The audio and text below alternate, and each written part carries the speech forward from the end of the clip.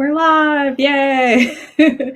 Hi, everyone. I'm Lizelle Sambry. I'm the author of Blood Like Magic, which I'm sure you know because this is the Blood Like Magic spoiler show. And so if you're here, I assume it's because you've read the book and you're okay with having things spoiled. This will also act as a disclaimer for anyone who might be popping on here and not realizing, but this is a spoiler live show. So essentially, I'm going to talk about all things spoiler Blood Like Magic wise. So I've mined a bunch of questions from Instagram that I will go through. And of course, if you're here live and you have a question to ask, by all means, go ahead and ask. I figured I would make it a live format, even though I am somewhat uncomfortable with hosting live events, just to give people a chance that if they want to ask stuff right off the bat live, then there's the opportunity to do so. But otherwise, I'll just kind of go through the questions that came on Instagram and chat about those. What else? The basic premise of Blood Like Magic, again, if you're here, I assume you know about it, but it's about a family of Black witches living in a near future Toronto. And Voya, the main character, is given this impossible task of either killing her first love or losing her family's magic forever. I have links in the description if you want to check it out in your library or buy it, etc. If you are here but you have not read the book yet. So you have that all available to you. But again, gonna continue on with spoilers. So if you haven't read yet and you don't want to be spoiled, you can avoid being spoiled. But hello, Black Girl Writing and Cache. Thanks for joining in here. And again, like I said, I'll put up a brief banner here. Any questions, feel free to put in the chat. I know sometimes it takes a little bit for YouTube to also ping people. But yeah, for sure, if you have any questions, feel free to put them in the chat. But I do have questions that I mined from Instagram, so I'm gonna probably go through those. And if at any point any other questions come up, I can go through those as well. But in general, I'm really excited to be able to talk about spoilers. There is potentially an unnecessary amount of twists in this book. I really didn't need to do it like that, but that's the sort of person I am. And so every time I'm on a podcast or doing a panel or what have you, we're not supposed to say spoilers about the book. And so there are things that sometimes the host wants to bring up and they're like, oh, but that's spoilers. And I'm like, yeah, we can't talk about that. So it's nice to know that we will be able to talk about it. I'm looking at the chat here. I'm slowly reading the book during my breaks at work, but I'm fine with spoilers. Yeah, I know people like that too. I have a friend that kind of loves spoilers, and so she's always fine with these sorts of things because she loves to be spoiled. But without further ado, I think I'll go ahead and start getting into those questions. Again, feel free to ask any in the chat. And then what else did I want to say? Oh, closed captions. So if you need closed captions, those will be added probably tomorrow, but at some point during this week. And I will also add a timestamp, so if you are watching this later, you can skip me preambling and get straight to it. So I basically kind of split these into little categories. So I'll start with what I think a lot of people wanted to know about, which was everything that has happened with Case. So as a refresher, in case you've forgotten somehow, so at near the end of the book, Voya realizes that her first love can be her romantic first love, or it could be the first person she's ever loved ever, which she realizes is her cousin and best friend Case. And so she's now faced with this choice of, do I make this apply to her or do I make this apply to him? And of course, the original interpretation of her task that she had was that she had to kill someone. And then she kind of realizes, well, if Case could also be a first love, then maybe I'm not supposed to kill someone because she's part of our family and my ancestor gave me this task. So why would she give me a task that would require her to be killed, and realizes that she can basically destroy someone's future without ever killing them. And so there is now the question of, do I ruin Case's future or do I ruin Luke's future? And she ultimately decides that she is going to destroy Case's future because she feels confident that her cousin is going to find another future, that she's going to be able to turn things around and like basically pivot, whereas she doesn't feel confident that Luke is the sort of person that can do that, because basically she hasn't known him for super long, but in the time she's known him, he's been very singularly focused on a future at Nugene, at the genetics company, and she doesn't feel confident that he could turn things around the way Case could turn them around. And so she traps Case in the house, so Case can no longer leave. She can't communicate with people outside of the house either, so like through the internet, etc. Just responding to a comment. Hi. Yeah, so that's basically the whole thing with Case. So this, I like laughed when this question came up, but it said, why did she bind the cousin to the house? Couldn't she have killed the boy instead? So this is interesting because how this ended up coming together in the first place was because when I was doing my first kind of round of edits, well, not first round of edits, but well, yeah, kind of first round of edits with my agent, basically what had happened at the end was that I think she like, I can't even remember my own thing really, but it was just like everything was fine. So like Luke lived and Case lived and everything was as it was, except, you know, Luke and Voya obviously weren't going to get along at that point, but it was basically like everything was like hunky-dory. And my agent was like, this kind of feels easy. Like everybody kind of gets off easy. And so I was like, well, I can't kill Case. Like, I'm not going to do that. And my agent was like, that's not even what I was saying.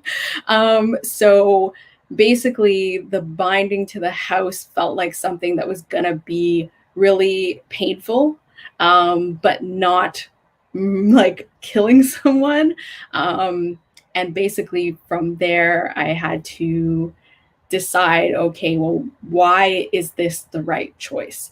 And really, why is this the right choice at the time? Because this is like Voya's choice that she's making, and she can be wrong. I mean, she's 16 years old, like she can be wrong. But at the time, to her, that is the choice that makes the most sense, being that she really feels confident in her cousin's ability to move on, and to find something else. You know, she knows that Case is so amazing, where she doesn't really have that confidence in Luke, who seems to be so very singularly attached to this future he's planned out for himself. But there is going to be, it's going to come in the sequel and all that, but there is going to be a reckoning of Case basically interrogating why this choice was made. So it's definitely not done. It's going to be coming up in the sequel for sure. Oh, bye, Jerry. So yeah, it's definitely going to be coming up again, but that's basically the reasoning behind, and why that ended up being a thing was because everybody was kind of getting off scot-free in the first version, and I did realize I was kind of like being extra precious with my characters, which maybe if you've read the book, it seems unbelievable that I could be precious with my characters, but I was really precious with them. So that's why that ended up happening. And this is a related question that came up, which was, while writing or outlining, did you ever doubt whether Voya would choose Luke or Case? So this was also a difficult bit that like had to go back and forth on, especially with the wording of the task. So in an earlier version, what I was going to do was that I was like, okay, it's your first love, and so Case is obviously your first love. So there you go. It's switched entirely to her. Luke is now out of the equation, and he was never in the equation. But then my editor brought up, well, he is like a first love, though. He's like a first romantic love. And then I was like, okay, true. So now they technically, either one of them could be chosen.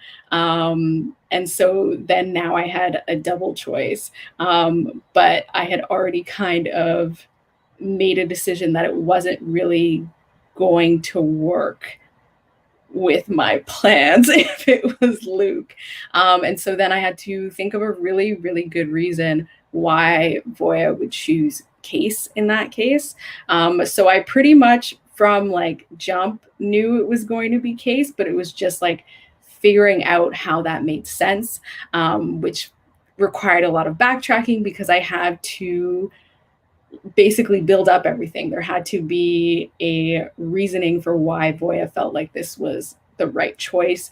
That's where this whole thing of, Case not really liking being in the house came from, because I had to establish that there was something that could go wrong and all of that. So I had like a firm idea about that it was going to be Case, but it was just kind of me having to figure out a reasoning that felt reasonable to me and that felt like it would be reasonable to Voya's character, and just to her and her character. Because I think as a reader, and I think especially readers that really like Case, like you have a different right decision in your mind, but it was like what's right for this character.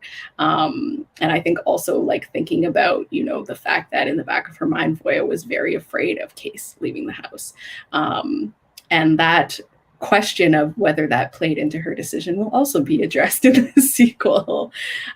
So that's basically the big thing with Voya and Case. And it's kind of interesting to me because when people like were messaging me about the book and they were like, oh my God, I can't believe you are like, I thought that people were talking about Granny and the fact that Granny dies in the book. And then universally, everybody was talking about what happened to Case. So that was kind of like a surprise for me. I didn't realize like how gutting, like that would be so much more gutting because I'm like, she's alive. But it is really difficult. And I think Case is a character that, as you read, you have a greater connection to because Voya has that huge connection to her. So those were like the kind of choice of Luke or Case there. And then I had some questions about Granny, so I'll transition into that because I was already talking about Granny dying. And so here we go. This one. Hi, Becca. Hi, Latuna. Let me know if I got that correct.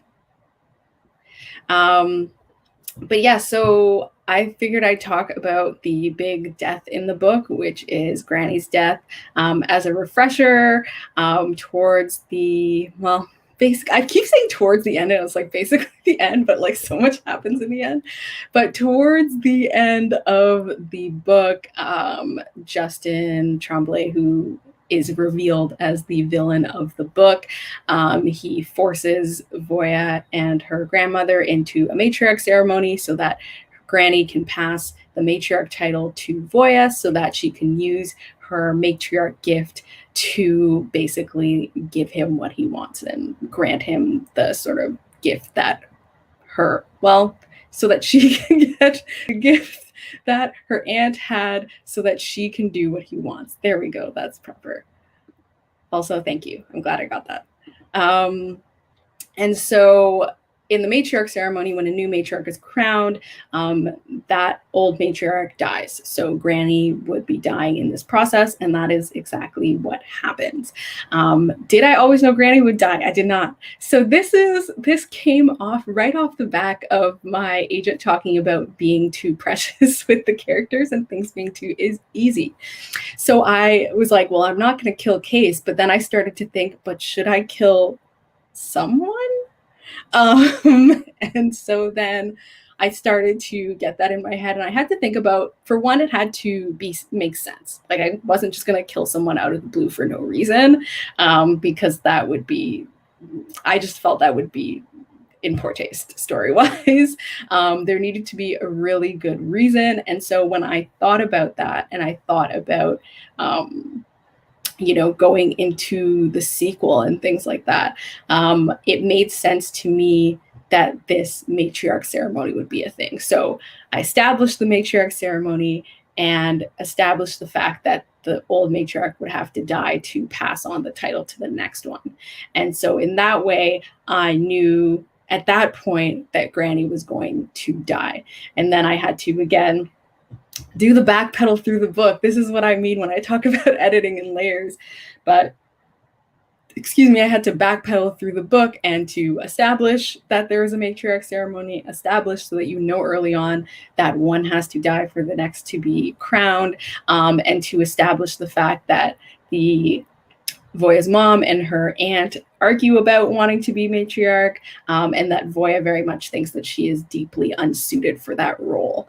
So then she gets it later, the role that she feels she's deeply unsuited for, because even though I had time to be precious with my characters, I ended up being mean later. So once that was established, then I knew Granny would die. And so that was an agent edit. So that was before we sold the book, that I decided that was going to be a thing that would happen. And then because I know about things in the sequel, it made sense going forward from there and planning what the sequel is going to be about. Because now I'm going to talk about the sequel more later, but the sequel is essentially about Voya now grappling with being a matriarch, which is one, a role she never thought she would have, two, a role she has way earlier than people usually do, and three, something she has to work through now without her grandma, without any sort of training or help, because they didn't really plan for this. As soon as they said the matriarch had to die, I knew grandma was dying, and I was like, when are you taking my heart? LOL. Yeah, that's the thing too. I feel like there are certain things where you read a book and you're like, okay, you start to suspect who might die. Grandparents are high up there because it's sad. Animals, if there's like a pet dog, there's automatically a like, are they gonna die? And then like close characters that you like a lot, you start to be like, are you gonna die? And then like in this book, I guess Luke as well. Though it's interesting to me, I guess because I'm writing in YA, I never thought people would really think that Luke would die. And so when people were like, oh my gosh, I was worried about like he would die, and I was like, oh really? I thought it would be really obvious that nothing was going to happen to him in that way, like he wasn't going to be dead. But so that was interesting to me too, like going forward with the book. But there's one more question about Granny. So why did Granny give up so easily and die? This is a sequel thing.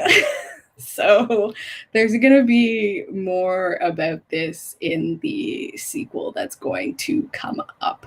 But there is a reason, essentially. That's all I'm going to say about that. Yeah. I love Case. And I was like, my girl needs to be vindicated. Yeah, Case will definitely have her time to say her piece. I think the sequel is where a lot of characters are taking their time to say their piece over grievances of things that happened in the first book. So I think you're going to hear a lot from different characters about how they felt about things that went down in the first book. And this was maybe I'll talk about that in the sequel section. Oh, maybe I'll just get to the sequel section. Why don't I do that? I'm just going to hop in to the sequel stuff. Again, if you have any questions about anything else, like feel free to drop them in the comments and I can get to them. And otherwise, I'll just jump into the sequel things. Oh, we have a question here. I haven't read much yet, but for some of the events you have in your book, Matriarch Ceremony, was that something you created on your own, or was it based half on semi-real events?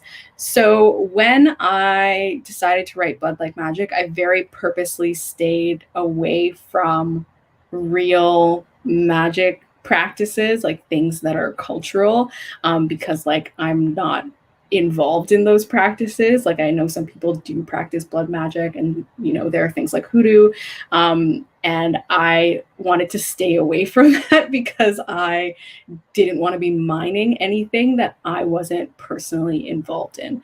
And so I made up everything, the like ceremonies and the magic system from scratch.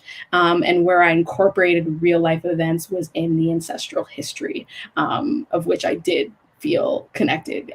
Even though I don't know like super detailed things about my own ancestry, there are things that I could incorporate, especially about, you know, the history of Canada, and enslavement and things that I don't think were very obvious to people. And certainly I wasn't taught in school.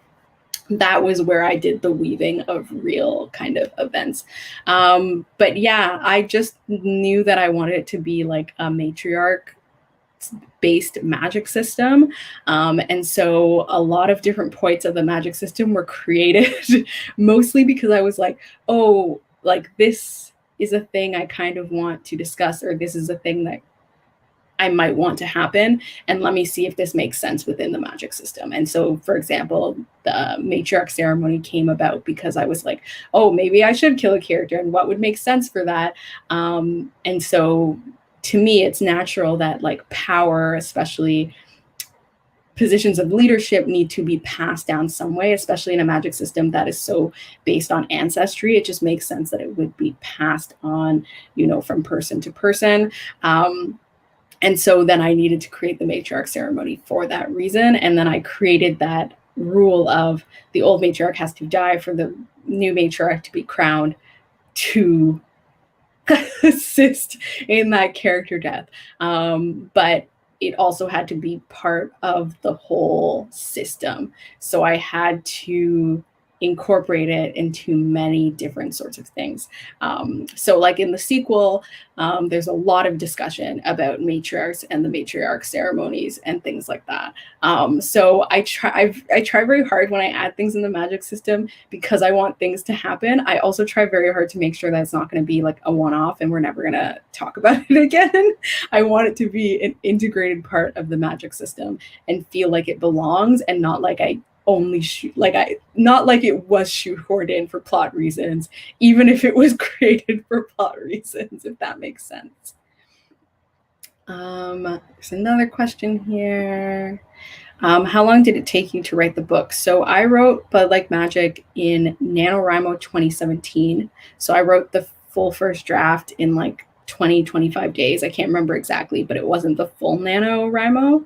And then I did edits on it for almost a year. And then me and my agent did edits on it for another 6 months. And then when it was bought by my publisher, we did what's probably roughly another 6 months of work on it. So basically, like the whole process, I would say, was probably like about 2 years, something like that. So yeah, not like a super huge amount of time. I do tend to write first drafts quickly because I just like to get it out and be done with it.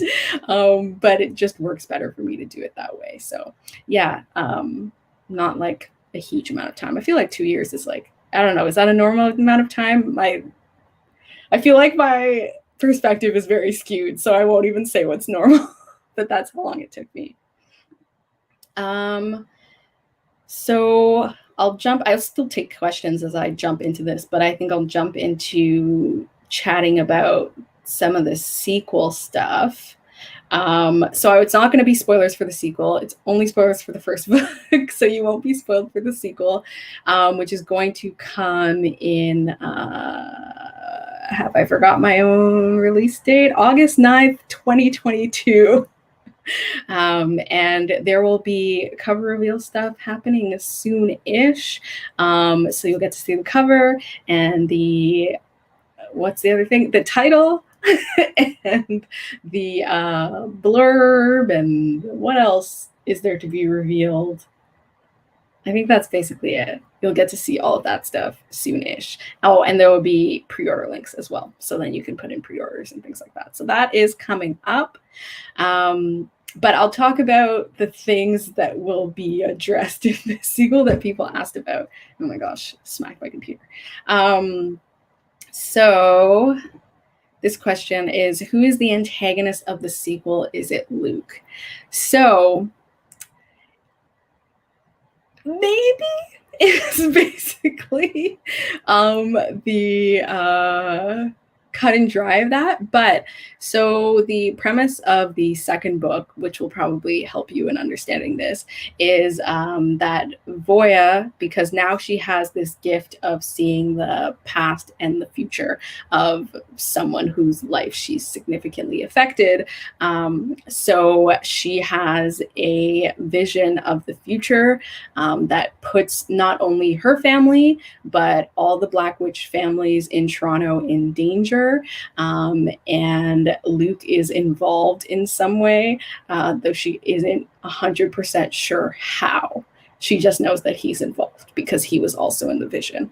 And so in the sequel, she's going to be having to firstly convince people to believe her, and then secondly dealing with this threat while also dealing with being a matriarch and juggling everything with her family now that she is the leader in a situation in which she didn't really want to be, and which no one really wanted her to be either except for Granny. Hold on here. Oh, we've got some questions, other questions I'm going to get through. Is there a name for the duology? So there isn't a name for the duology. I just never thought of one. And then I was never prompted for one.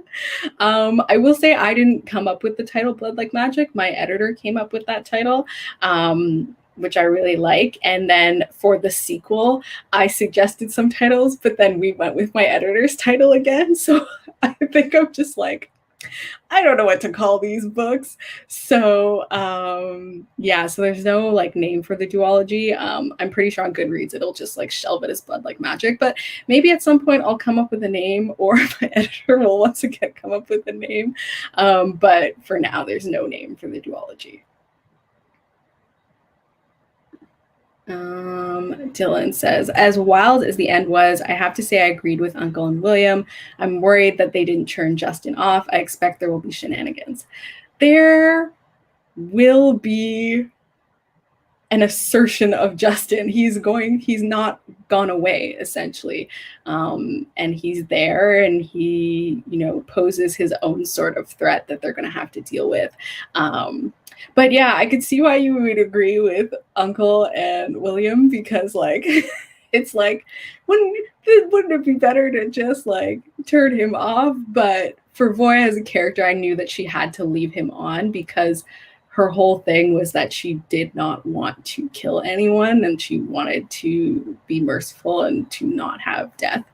And so to her, it makes sense to not turn him off, because then she may as well have killed him at that point. Oh, I think this is a guess for the villain. I feel like it's Justin and Luke, because he ain't dead and Luke is good with computers. Yeah, I shall not reveal. Weird misworded question. Do you intend to try and save Voya and Luke's relationship, or have you always felt they were better apart? I feel like it's difficult to say so without spoilers, but Voya and Luke's interactions was never going to be over by the end of the first book, was my feeling. I really wanted to change the dynamic of what they had. And so that's why the book ended the way it did, because I think it was clear that, they were going to lose things. both of them were going to lose something, and it was going to kind of be up to them to decide how they reacted to that. But I also knew that they were probably going to have really different reactions. And so in the sequel, they are still going to be intertwined in a way. But I will not spoil whether or not it ultimately comes to like them being together. But definitely, like, there's going to be more there. Like, I think there's a lot more to reconcile with, which is kind of sometimes why I was shocked when people were like, thought Blood Like Magic was a standalone, because I was like, but nothing was resolved. You still don't know what like came of that. Like, that's not satisfying. It really is not dramatic enough for me. So I need more than that. So they're definitely still going to be really involved in the sequel, both of them. Another question here. Would you agree to turn the book into a movie? I think I would if they had a good vision for it. I think for me, like, book series, especially in fantasy, seem to lend themselves better to like TV shows, because you can like explore every nook and cranny. But then I like, what was that movie? Oh, like the series of, it's not quite the same, but like the series of Fear Street movies, like when you make like a nice compact series of movies, it can also be done really well.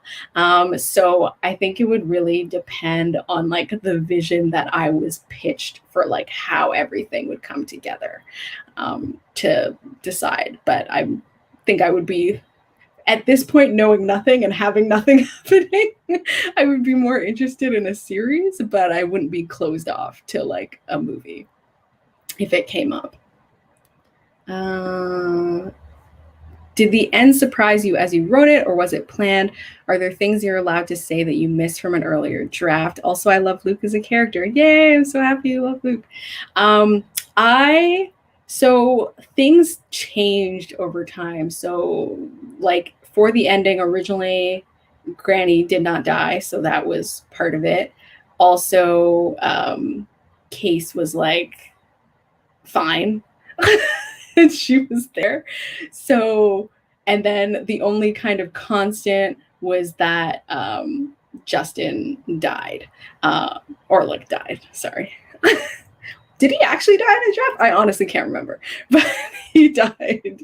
And then things that changed were, yeah, obviously Granny was then dying, and then who could be in the room up there.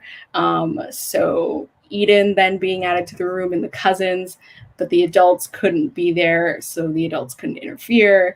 And then, was there anything else that surprised me? Basically, like I plan my books really meticulously, so like most things I like had decided ahead of time, even if it was just like I decided ahead of an edit. So usually I knew what I was going to do. It's just some things changed over time. There isn't anything I had that I missed though. I'm really like I only do a change when I like really agree with it, and so I never ended up missing anything. And so the only, what else changed? Oh, what changed also was in the earlier draft, Luke was really passive in that ending scene. And he just kind of stood there and watched while everything went down. And my editor was like, I don't have any cause to like him if all he does is stand there and let everything go down. And so in another draft, I made it so that he was more active in actually trying to help them get out of that situation, which I think worked a lot better, because he wasn't active originally just because I had him be really shocked, but it's true, he was a lot more likable if he actually tried to do something and was active in that scene.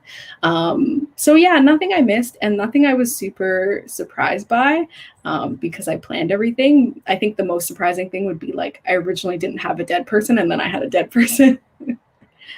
I really like, this is about the Fear Street trilogy. I really like it. I thought it was really cool, but I'm a horror fan, so I like watch all sorts of stuff.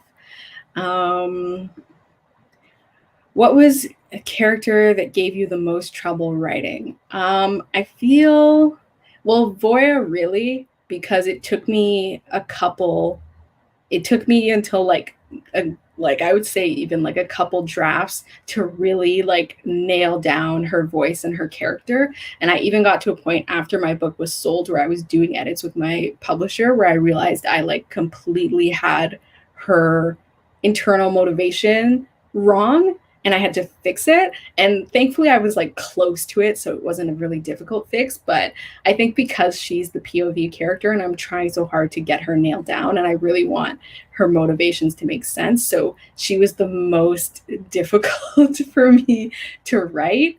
And then next I would probably say Luke was the next most difficult because he's a character that's trying to keep a lot to his chest. Like he's trying to hide a lot of himself also, and he's not very open, and so it was difficult in that way. And he's like a more introverted sort of character. Like he wasn't the sort of love interest that was going to be like really like aggressive or like super charming or things like that. Like that was never going to be him. And so I had to like figure out a way for him to be likable while also like staying true to like who he is as a character. So that was difficult too.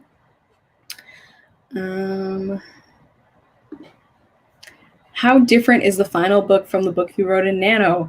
I keep meaning to like check this and to like put the files side by side and to see how they compare, because the book I wrote in NaNoWriMo was 60,000 words and the book that I published was 146,000 words. So like it was very different in that way, size-wise. And then I had rewritten half of the book twice since NaNoWriMo. So the biggest difference between the first book I wrote and the final book is really like the format of the dating program. So like in earlier draft, they had to like go on, like they were forced to go on dates that were like created by the program, and they had to like check in, and also like Justin himself was doing like interviews with them to like mark their progress and stuff. And it just like didn't, like my agent brought this up, it just didn't make sense for the future landscape that it would be so difficult and so like in-person focused and things like that, and like so monitored. And it ended up making more sense for them to be forced to like go through that themselves, exactly like a regular dating app that we would have. So I think that ended up being the biggest change. And then I had a character that I cut. So Keisha and Case used to have a brother named Chase, and his gift was the gift of discomfort. And I cut him and I gave his gift to Keisha and like that was the end of it. But otherwise, I think those were the big changes. It was mostly things added versus things like actually changed in the first draft. So the first draft had the fashion show, it had all sorts of stuff, and it didn't have the subplot with Justin and Auntie Elaine. That was something I added through edits with my agent. So that subplot, like that whole section of like that mystery and like their relationship and everything that gets revealed was not in the first draft whatsoever. There was not even a hint of it. That was something I added once I understood that books should have subplots. And I wanted there to be some sort of mystery with a family member that Voya hadn't known. And that ended up kind of snowballing from there. And then I wanted to connect Luke and Voya's past together, and then that made sense. And it also just made sense when like thinking of like major corporations and exploitation of people of color and Black people, and like it just ended up making a lot of sense. And I'm really, really happy that got put into the final book because I think it made a huge difference in it. But that wasn't in the first book at all in any way. Do you cry when you kill characters, or do you just laugh as you do? I do feel bad. So I didn't cry about, putting Granny in there, but I felt really bad about it. And like, I definitely felt sad. Like I wasn't like heartless about it. Like I did feel bad about it. And there will, yeah. Yeah, I felt bad about it, but I was like, this is like a necessary progression of the story. So yeah, I'm not quite at like the point of heartlessness when I can like tackle while I kill a character, but I don't usually cry over my own stuff. And if I do cry over my own book, which I have done for my third book, Butcher Birds, it's not even a death thing. It's just because it was like an intense moment. Let's see. Did you have any input on the audiobook narrator? How did you feel listening to it? So my publisher basically like emailed me and was like, this is who we're going to get for the narrator. What do you think? And I was like, oh yeah, cool. Because I was like, oh, I know that narrator. And so it was just fine. So because it was like already someone I knew and thought did audiobooks well, it was just kind of like, okay. I wasn't like, I know sometimes people are sent different clips of like different types of narrators they can have and they choose. Excuse me, but that's not something that I did. But I really was excited listening to it. It was pretty like wild to hear someone like say the words of your characters and your words that you've written. Like it's very, very surreal and it's very strange. But I thought she did like an awesome job. Like it was great. Like and like the character, like the voices and like the expressions, like I thought were just done so well. And I was like, that's amazing because my read aloud skills are like zip. So it was really cool to hear someone that's a professional do it so well.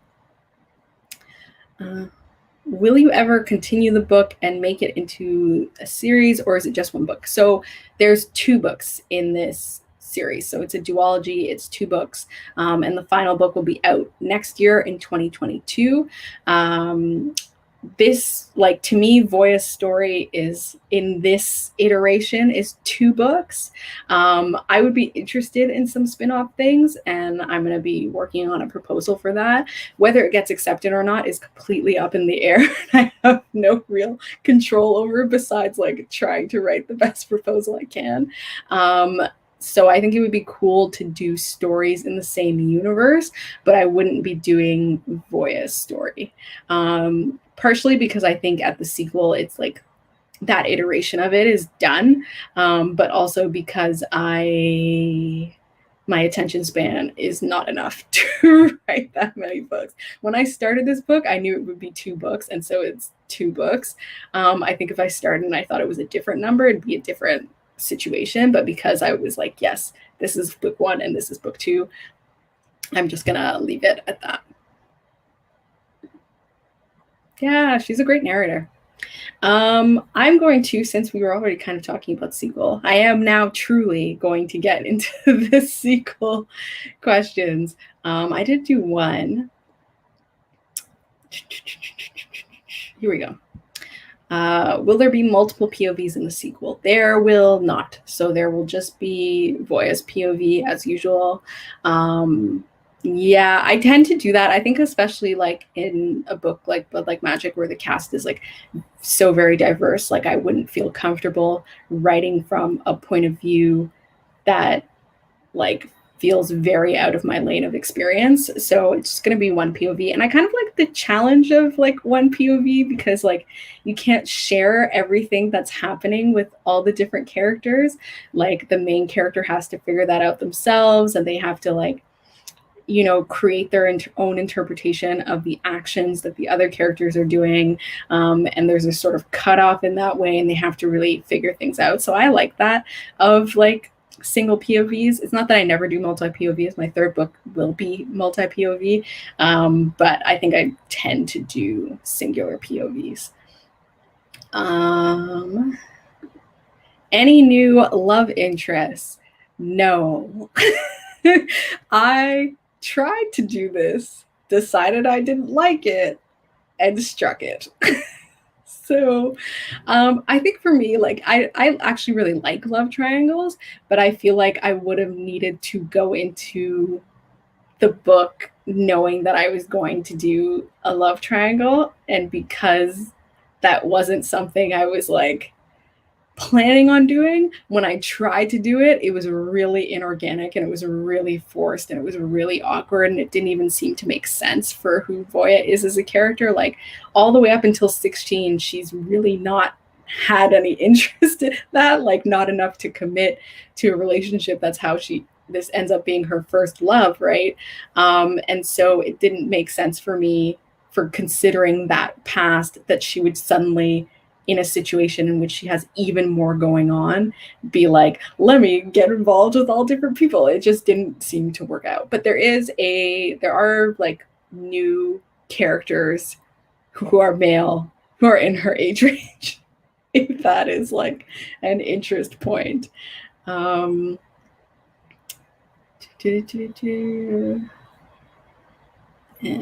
we have another question here. I'll jump around between the sequel questions and the audience questions. I love the sense of humor and how you wrote a large family that felt like individual people. Did that worry you at all, writing a large cast of characters?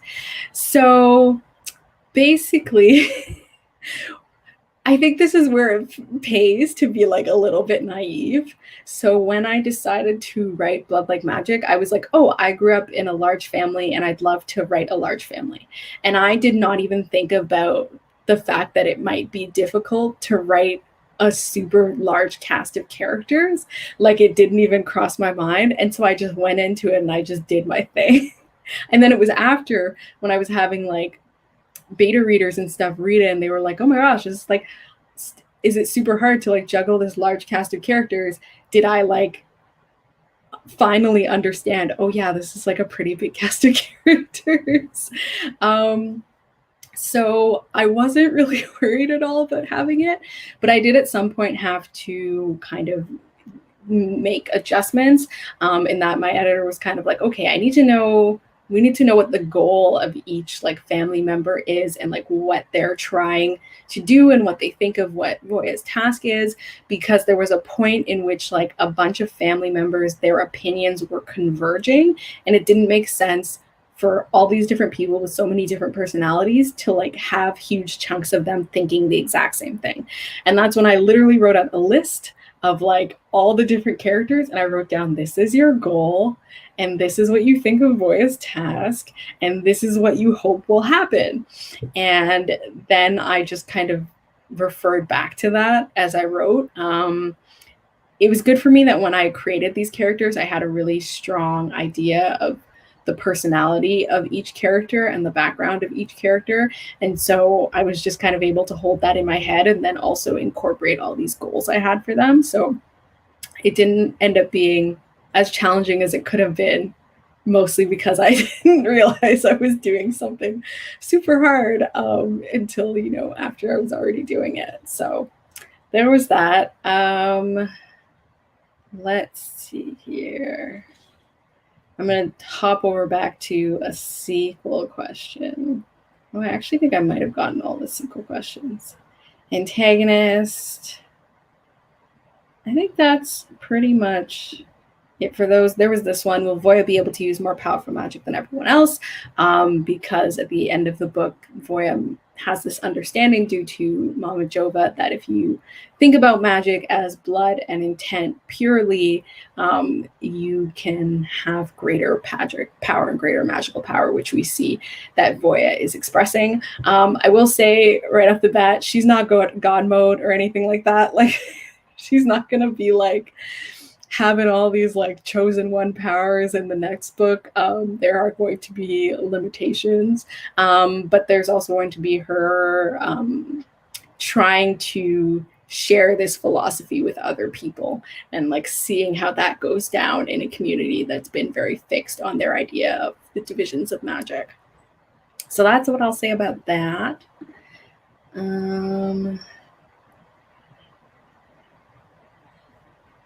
This is, can you give any hints about the adult horror you're writing?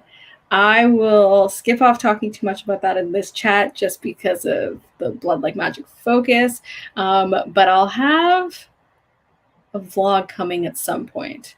But it really is like, it's truly just what I've said. It's just like a home invasion. I still don't know how to pitch it, but once I have a coherent pitch, I will share more in a vlog. And this one, without spoiling, could we potentially see Voya interact with more Thomas ancestors as matriarch? The scenes with Mama Jova were some of my favorites. I'm trying to think. It is like pretty like focused, but in this second book, we're expanding the community. So the first book was very focused on Voya and her family and like one or two other Black Witch families. And the sequel is expanded to all 5 of the major Black Witch families. And so you're going to get like a deeper dive into their ancestors as well and like their history. And so that focus was more put on the spreading than like diving even deeper into Voya and her family specific ancestors. So you get that spreading. So you will get to see things from like different ancestors of different families. And I think I've gone through all the Mind Instagram questions that felt like spoiler relevant. So definitely put your questions in the chat, and I'll go until either the questions in the chat are done or we're at the 60-minute mark, whichever comes first. Did you have beta readers before you sent your book out? Should new writers send their books to beta readers first? What if you're trying to write and finish your book by a deadline, aka Pitmad Pictures? So I think it's a good idea to send to beta readers, and a very good beta reader can essentially do the same function in many similar ways to like a mentor. I do believe that like a mentorship person is really like just like a more experienced beta reader. And also the thing about the mentorships is that it's kind of difficult because not everyone can get into the mentorship program. And it's like, it's really difficult because the odds are so much slimmer. Like the odds are slimmer than even of querying because agents can have multiple clients, but in those sorts of contests, you usually only have one mentee that they're taking out. So I would definitely recommend like sending your book out to beta readers. And it's fine if they like have the book and are beta reading while you're submitting to mentorships at the same time. Because like you can always incorporate their beta reader feedback into your mentorship feedback if you get chosen. And if you're trying to finish by a deadline, like you want the beta reader to like be done by this time so that you have time to do things so that you can submit to like pitch wars or things like that. Then in that case, you can set a deadline with a beta reader and just like see if they're okay with it. I tend to set deadlines with the beta readers just so that I think people kind of work better in some ways when they have a deadline than when they have just like an open time period of like, get back to me whenever. I think it just that ends up working better if you're like, hey, can you get it back to me by this date? Even if it's arbitrary, as long as it's like enough time for the beta reader to work on it and give you relevant feedback. And that way you can kind of plan out. So if you know like Pitch Wars is say, I don't think this is when Pitch Wars is, I'm just making this up, but say Pitch Wars is in November, then you want to give yourself like the whole of October to edit a book. So then you might say, okay, I have to get my draft done by the beginning of September so I can send it to a beta reader to be done by October so that I have a whole month to edit it, and just kind of try and plan it out that way. But you can ask beta readers to read for certain time limits. Could we get a universe featuring the families in future books? Could we get a universe featuring the families? Like the different families, like their stories or things like that. That could be cool. Yeah, that could be cool. I don't know how much I've talked about the spinoff on this channel, but the spinoff idea is like the same universe, but like still intersects Voya's family. But I do also think like it would be cool potentially to also like think of like prequel things that you could get into with like different families because they have such a history with each other. There's a lot of cool things that could maybe be done there. So we'll see how that all goes. But I have ideas, but yeah, we'll see how those go forward. I've never heard the thing about a good beta reader being like a mentor. Yeah, to me, I guess because like there are experienced authors that I know that have been like Pitch Wars mentors and have been other mentors that then beta read for other people. And so to me, like you're essentially getting the same thing. And if you have a good relationship with your beta reader, like they'll also answer questions that you have about the industry and things like that, I would expect. So to me, it's like the only difference is one is within the confines of a mentorship program and one is outside of the confines of a mentorship program. So to me, like, yeah, and I've had really great beta readers that have essentially, like, to me, performed the same function and that they've helped get my book ready for agents and querying and that sort of thing. So to me, it's like a very similar sort of thing, which is kind of like something I also had to like come to grips with myself when I was like applying to those contests and putting a lot of weight on them. Like that if you don't get in, it's okay, because if you find a really good beta reader, you can get a very similar experience. Yeah, I was thinking about the other witch families, and yes, because I want to know about Mama Elaine and the parents and whatnot, because there had to be some rumbling when Grandma deciding to be pure. Yeah, that's definitely something I've thought about being interesting, especially in the sequel. We're going to dive more into that past and like that relationship between like Granny and April May and like how the relationships with the families in earlier times were. And so I've definitely thought it would be fun to like do some sort of prequel type thing, considering all the like past drama that is there. But yeah, we will also see with that.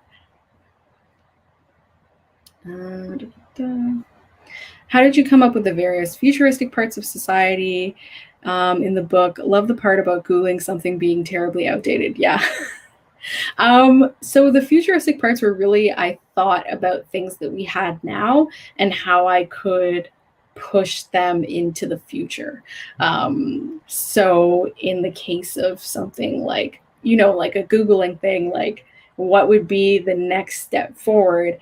And to me, we already have AI. We have things like Siri and like Alexa and that sort of thing, but they're like quite imperfect and there's only so many things that they can kind of do. And so to me, like the idea of having an AI assistant that's like can do a huge amount of stuff for you and like do it very well, like that felt like enough of a push into the future. And same with things like the cars, like we have Ubers and things, but and we have self-driving cars, but the self-driving cars are not really like super perfect yet. And so the idea of it being so advanced that it's like very available for the average person was kind of how I shoved it into the future. A lot of things were like things that are kind of existing but are not really available for the general public and like pushing them into a future in which they would be. What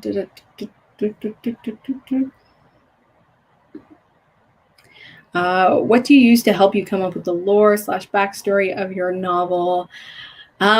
So when I wrote the first draft of this, a lot of this was very off the cuff.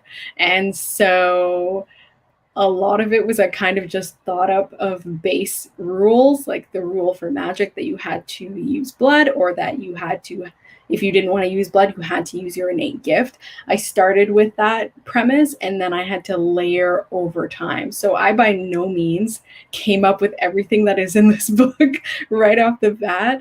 This was a lot of layering over a lot of drafts to slowly build up this lore. And I started with really, really simple things.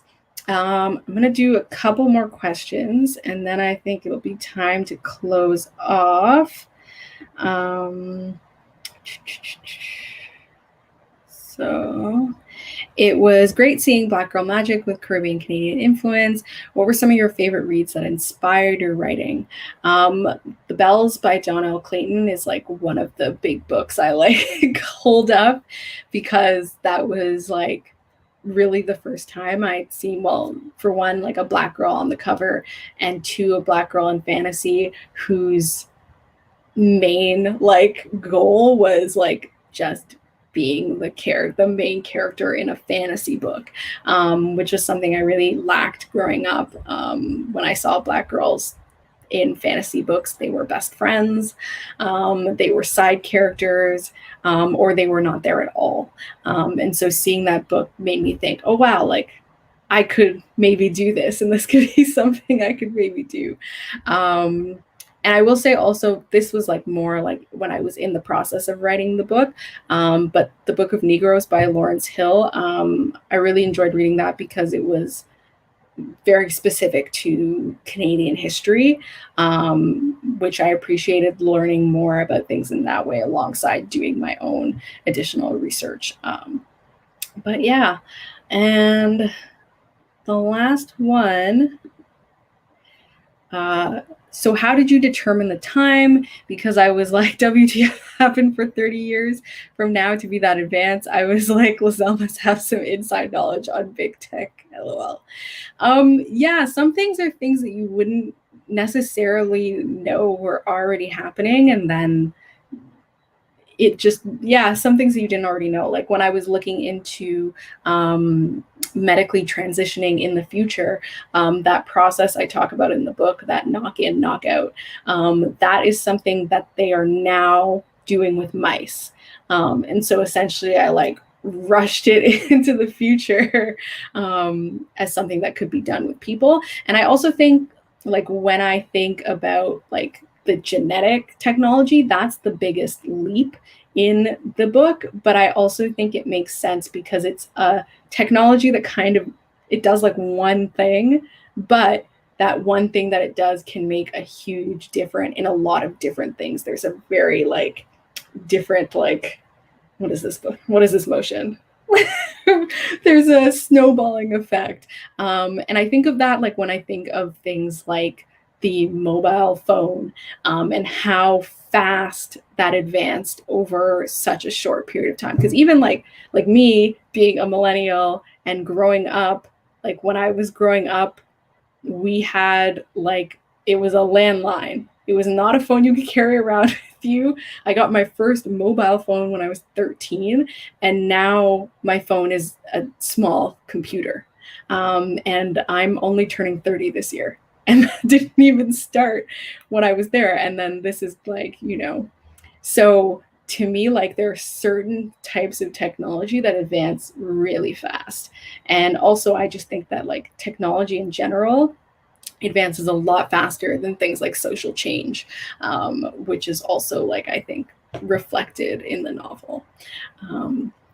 But that's it for this show. Thank you so much to everyone that came and joined and asked questions. I hope this answered all your burning spoiler questions as much as I could without revealing things in the sequel for things that are like secret to the sequel. But it was really good. I'm glad I got to like talk about some of the things that were burning on my mind too, because I don't get to talk about Granny dying, or the choice between Case and Luke, and like Voya's new gift, and now that she's matriarch, and what that's going to be, and all of that. So excited that we got to chat about that. And yeah, thank you so much for all of your questions. I'm jumping quickly to say I'm really enjoying this book, even though I am only 1/3 into the book. I'll rewatch when I finish because spoilers. Yay! I'm so glad you're enjoying it. And yes, you want to avoid those spoilers at this point, but they'll be there on the replay.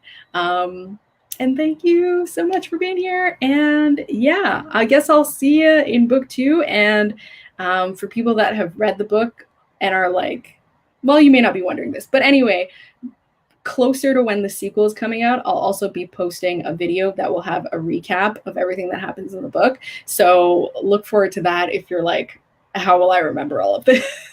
by next year, I'll have a recap as well. But thank you so much again for watching and coming. Bye.